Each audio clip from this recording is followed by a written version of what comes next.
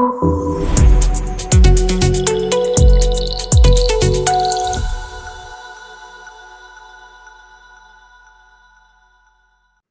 लोगों में दिमाग की टीबी होती है, उनमें हाइड्रोसेफलस की क्या वजह होती है, इस पे आज हम तफसील से बात करेंगे।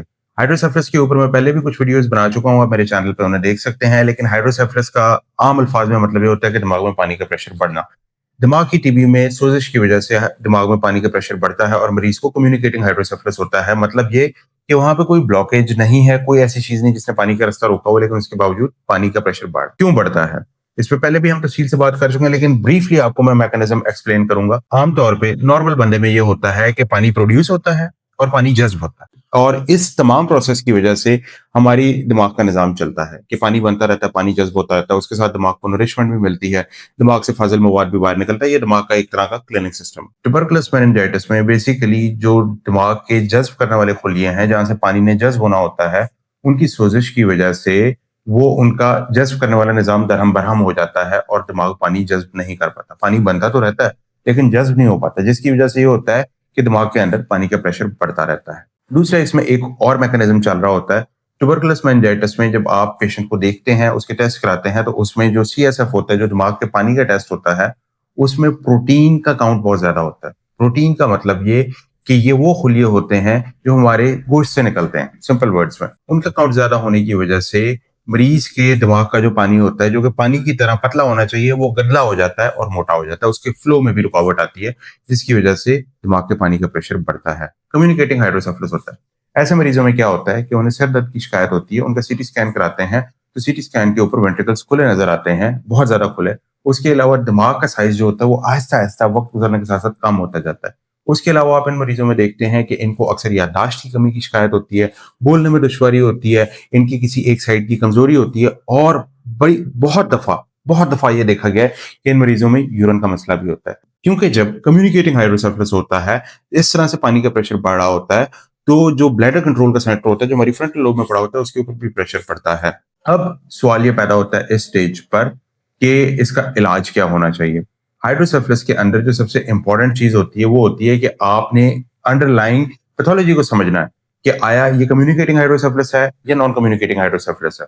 अब दूसरा इस पे ये होता है कि पहले आपने इब्तिदाई वर्कअप करा के देख लिया, MRI हो गया, CT हो गया और CSF हो गया, सारी एक पिक्चर क्लियर हो गई कि ये ट्यूबरकुलस मेनिंजाइटिस की वजह से कम्युनिकेटिंग हाइड्रोसेफलस डेवलप हो रहा है। अब इलाज पे बात करते हैं। पहले नंबर पे आपने ट्यूबरकुलस मेनिंजाइटिस को ट्रीट करना है। ठीक है, अगर एक्यूट इन्फेक्शन चल रहा है तो पहले उसको कंट्रोल करें। उसके लिए दवाइयां दी जाती हैं, ATT का कोर्स पाया जाता है। साथ ही साथ इस पे जो हाइड्रोसेफलस यानी पानी का प्रेशर होता है, उसको बड़ा क्लोजली मॉनिटर किया जाता है ताकि मरीज को प्रॉब्लम ना हो। दूसरे नंबर पे इस पे जो सबसे इंपॉर्टेंट चीज होती है ऐसे पेशेंट्स में, उनको साथ में कुछ और दवाइयां दी जाती हैं जिनमें एंटी एपिलेप्टिक्स होती हैं ताकि मरीज को मिर्गी के दौरे ना पड़े। इसके साथ साथ कुछ मरीजों में नफ्सियाती तब्दीली आ रही होती है, तो उनको माहिर नफ्सियात के मशवरे से जो होता है नफ्सियाती दवाइयां भी शुरू कराई जाती हैं। सिर दर्द के लिए जो होता है वो दर्द की दवाई दी जाती है। इन तमाम चीजों का मकसद ये होता है कि पेशेंट की क्वालिटी ऑफ लाइफ पे कंप्रोमाइज ना हो और पेशेंट एक नॉर्मल जिंदगी गुजारता रहे। लेकिन ये सारी चीजें जो होती हैं, ये सारी चीजें सिर्फ एक आर्जी तौर पर रिलीफ दे रही होती हैं। असल जो इस पे काम चल रहा होता है वो आपकी ATT की जो एंटी ट्यूबरकुलस मेडिसिन है, जिसे ATT कहा जाता है, उसके जरिए से इन्फेक्शन को कंट्रोल किया जा रहा होता है। और दूसरे नंबर पे जो मरीज को दवाई दी जा रही होती है वो होती है कि हाइड्रोसेफलस में किसी तरह पानी के प्रेशर को कंट्रोल किया जाए। ये भी एक दवाई दी जाती है। मरीज जब इतनी सारी दवाइयां ले रहा होता है तो उसके साइड इफेक्ट्स क्या आते हैं। सबसे पहले पेशेंट के अंदर साइड इफेक्ट ये आता है कि उसके अंदर ब्रेन केमिस्ट्री में इरिवर्सिबल चेंजेस आना शुरू होती हैं। दूसरा साइड इफेक्ट जो इन पेशेंट्स में आता है वो इनके गुर्दों के ऊपर नुकसानदेह होता है, क्योंकि ये जो दवाइयां होती हैं ये गुर्दे को, स्पेशली इनमें से एक दवाई गुर्दे के लिए बहुत खतरनाक होती है। तीसरा जो साइड इफेक्ट आता है वो जिगर पे होता है कि पेशेंट के जो होता है वो जिगर के एंजाइम्स रेज होते हैं। तो जो मरीज एंटी ट्यूबरकुलस ले रहा है, जो मरीज मिर्गी की दवाई ले रहा है और जो मरीज साथ में पानी का प्रेशर कम करने वाली दवाई ले रहा है, तो वो अपने जिगर और गुर्दे के टेस्ट और साथ में खून के टेस्ट कराता रहे, ताकि अगर खुदा ना खास्ता कोई सीरियस नुकसान हो रहा हो तो मरीज को आगे बात बढ़ने से पहले उसका इलाज किया जा सके। प्रॉब्लम पता क्या होता है, हमारे पास जब मरीज आता है ना, जब पता चलता है कि जी दवाइयों से मरीज ठीक नहीं हो रहा, तो वो सर्जन के पास रेफर कर देते हैं। मरीज अब सर्जन के पास पहुंचता है और इंटरेस्टिंगली असल मसला मरीज का जहां से बात स्टार्ट हुई होती है वो होती है कम्युनिकेटिंग हाइड्रोसेफलस, ठीक है, TBM की वजह से, जिसके लिए दवाइयों से कंट्रोल करने की कोशिश कर रहे होते, लेकिन दवाइयों से कंट्रोल हो ही नहीं रहा होता। उसके बाद उसे कंट्रोल करने के लिए मजीद दवाई शुरू कराई जाती है, उसके साइड इफेक्ट्स आ जाते हैं। सर्जन को जब रेफर होता है तो सर्जन ने ऑपरेशन के लिए वर्कअप कराना होता है। जब ऑपरेशन के लिए वर्कअप कराया जाता है तो पता चलता है कि गुर्दे फेल हो चुके हैं, जिगर खराब है, खून नहीं बन रहा, और पेशेंट उस वक्त कंडीशन ऐसी होती है कि हम उस वक्त ऑपरेट करना भी चाह रहे होते हैं, लेकिन पेशेंट जो होता है हमें नजर आ रहा होता है कि सर्जिकल स्ट्रेस नहीं बर्दाश्त कर सकेगा। कम्युनिकेटिंग हाइड्रोसेफलस में जब आपका इलाज दवाइयों से चल रहा हो तो प्लीज अपने मौलिक से आपने ये जरूर पूछना है कि इससे रिकवरी के कितने इम्कान हैं, चीजें कितनी बेहतर होंगी। एक इसमें स्पेशलाइज्ड किस्म का एमआरआई स्कैन होता है जिसे साइन एमआरआई बोलते हैं, वो सीएसएफ फ्लो को भी देखता है, वो अवेलेबल है लाहौर में, कुछ सेंटर्स पे अवेलेबल है, लेकिन वो कराना जरूरी होता है। उस पर हमें ये पता चल जाता है कि आया हाइड्रोसेफलस वाकई ट्रीट हो रहा है या नहीं हो रहा, क्योंकि वो एक नॉन इन्वेसिव टेस्ट है। उस पर मरीज को कोई सुई वगैरह नहीं मारनी पड़ती, सिर्फ उस पर एक एमआरआई स्कैन होता है जो दिमाग की तस्वीरें लेता है और वो हमें बता देता है। तो वो एक टूल होता है जो कि हमारे इस पे आर्मामेंटेरियम में है, और वो टूल हमें एक डायरेक्शन प्रोवाइड करता है, एक गाइडेंस देता है कि ये आया ट्रीटमेंट सही चल रही है या नहीं। पाकिस्तान के सिस्टम में सबसे बड़ा प्रॉब्लम ये है कि पेशेंट को सही टाइम पे रेफर नहीं किया जाता। पेशेंट को रेफर तब किया जाता है जब बिल्कुल डिजीज टर्मिनल हो चुकी होती है। Coming back to communicating hydrocephalus, अब आपके पेशेंट की इन तमाम तर चीजों के बावजूद अलामात बेहतर नहीं हो रहे। आपने उसका सीटी स्कैन करा के देख लिया, उनको हफ्ता 10 दिन दवाई खिलाई है, उसका सीटी करा के देखा, वेंट्रिकल का साइज पहले से बढ़ गया, उसके आप और या उस पे ये होता है कि वेंट्रिकल का साइज वैसे का वैसे कोई फर्क नहीं पड़ा। इवन अगर आपके मरीज के वेंट्रिकल के साइज में कोई फर्क नहीं भी पड़ा तो इसका मतलब ये है कि हाइड्रोसेफलस की ट्रीटमेंट आपके लिए काम नहीं कर रही। पेशेंट को साथ में अलामात आपकी वर्स होती जाती हैं, सही होने की बजाय पेशेंट को कंप्लेन्स होती जाती हैं, पेशेंट की क्वालिटी ऑफ लाइफ खराब होती है, पेशेंट की आप पर्सनैलिटी में चेंज देखते हैं, और बाज़ औक़ात ये होता है कि बीमारी इतनी सीरियस हो जाती है कि मरीज जो होता है वो नीम गनूदगी की हालत में या बेहोशी के साथ किसी अस्पताल की इमरजेंसी में प्रेजेंट करता है। तो इस तरह के ट्यूबरकुलस मेनिंजाइटिस के केसेस में हाइड्रोसेफलस होता है, उसमें होता ये है कि जो सीएसएफ है वो गदला है, वो साफ नहीं है। अब इस पे इलाज क्या करना है? ऐसी कंडीशन में आपके जो सीएसएफ होता है उसकी सफाई होती है,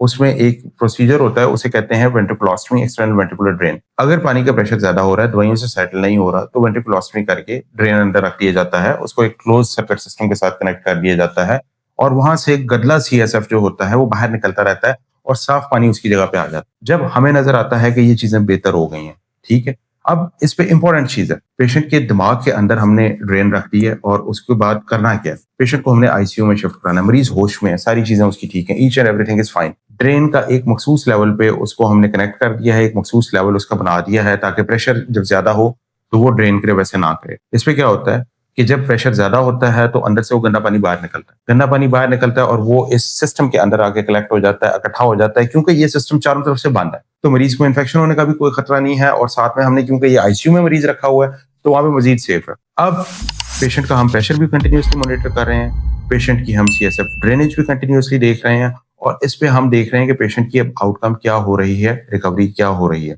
क्योंकि ये सारी चीजें जो होती हैं ये हमें एक फ्यूचर डायरेक्शन देती हैं। मैंने अपने एक्सपीरियंस में देखा है कि ड्रेनेज रखने से कुछ अरसे के बाद जो गदला सीएसएफ होता है, जो गंदा सीएसएफ होता है, वो साफ होना शुरू हो जाता है, वो पानी की तरह नजर आता है। जब वो साफ होना शुरू हो जाता है तो उसके बाद हम उसे 1 से 2 दिन के लिए ऑब्जर्व करते हैं, लेबोरेटरी के अंदर भेज के उसका कल्चर सेंसिटिविटी कराते हैं, और उसके बाद उसी ईवीडी को हम शंट में कन्वर्ट कर देते हैं। उससे क्या होता है कि पेशेंट की हॉस्पिटलाइजेशन कम होती है, दवाइयां कम अरसे के लिए लेनी होती हैं, और शंट जो होता है उसके ब्लॉकेज के चांसेस भी कम हो जाते हैं।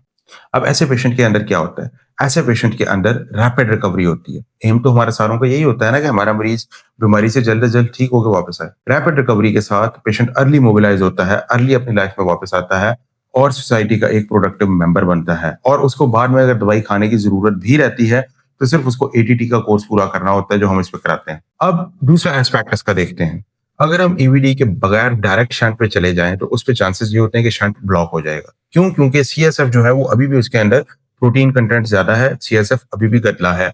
जब उस पर प्रोटीन कंटेंट ज्यादा होता है तो शंट, क्योंकि एक मशीन होती है, ठीक है, छोटी सी मशीन होती है, तो उसके अंदर जाके वो इकट्ठा होगा, उसने मशीन को बंद कर देना, फिर मशीन चलेगी नहीं। शंट एक कॉस्टली चीज है, और शंट जो होता है वो बॉडी के अंदर लॉन्ग टर्म रखना होता है। अगर अप्रोप्रिएटली शंट डला हो तो 4-5 साल बड़े आराम से चल जाता है, और अगर अच्छी क्वालिटी का शंट डला हो तो मैंने इससे ज्यादा चलते हुए भी देखा है। तो इसलिए ट्यूबरकुलस मेनिंजाइटिस में जब आपको पेशेंट को कम्युनिकेटिंग हाइड्रोसेफलस की तकलीफ हो रही हो और अलामात आपकी दवाई और तमाम तरह इलाज के बावजूद बेहतर ना हो रही हो, तो न्यूरोसर्जन से मशवरा कर लें, क्योंकि अल्टीमेटली आना आपने न्यूरोसर्जन के पास ही होता है, क्योंकि ये चीजें दवाइयों से ठीक नहीं होती। और फिर जब आप आते हैं तब बीमारी बहुत बढ़ चुकी होती है, आप लोगों की एक्सपेक्टेशंस बहुत अनरियलिस्टिक होती हैं, और उस पर पेशेंट की रिकवरी के चांसेस भी फिर कम होते हैं। पाकिस्तान के अंदर हेल्थ केयर आपने खुद स्पॉन्सर करनी है, कोई भी सिस्टम यहाँ पे आपको सपोर्ट नहीं करता। इसलिए टाइम पर लिया गया डिसीजन एक इन्वेस्टमेंट होता है जो आपके लाखों रुपए बचा देता है। मेरा नाम डॉक्टर अम्मार अनवर है। मैं न्यूरोस्पाइन सर्जन हूँ और दिमाग और हराम मगज से रिलेटेड बीमारियों का बजरिया सर्जरी में इलाज करता हूँ, जहाँ पे इंडिकेटेड हो। अगर आप कोई बात डिस्कस करना चाह रहे हैं, तो इस वीडियो के नीचे कमेंट कीजिए या फिर आप हमसे राब्ता कर सकते हैं, जो कि बायो में मौजूद है।